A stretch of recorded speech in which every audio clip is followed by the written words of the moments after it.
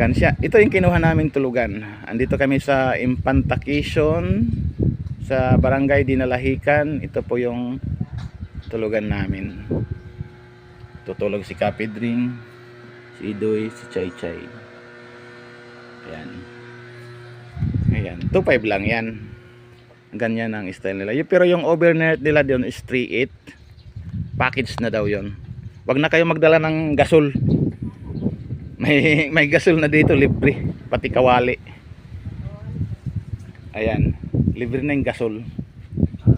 Punta ka dito. Pag pumunta kayo dito, may gasol na yan. Kasama na yan. Ayan. Ayan. Ayan ang style nila ng kanilang. Ito, dito kayo. Kakain. Tapos yan yung mga tulugan. Kung gusto nyong mag-overnight. Pero kasi kami ano lang. Uuwi lang kami. Kaya 2.5 lang.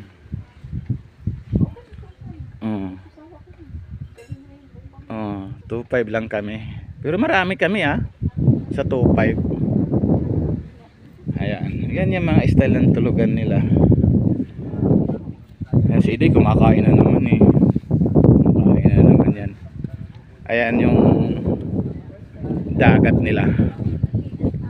Ayan. Ayan yung dagat nila. Okay din. Buhangin din siya Ayan naman si paring dagat sa kainting Tatagay na naman sila. Ayan. Okay din yung napuntahan namin. Medyo buhangin. Ayan yung dagat. Maganda yung Ayan. Ayan. Magkano nga yun yung yung overnight? Ay, overnight? 22 hours yan. Oo, magkano nga yung nun? 3,800. Oo, magka-avail na kayo sa lahat. Libre na gasol. Libre lahat. Oo, libre na daw gasol. Ayan sabi ni ate. Lahat gasol dyan. Oo. May kawali na, may kardero na. Kompleto. Pero wag lang yung malaki. Wala, kung gusto niyo ng malaking lutuan, magdala. Magdala sila ng tawa. May fishport din dyan, malapit. Malapit lang. Ang fishport.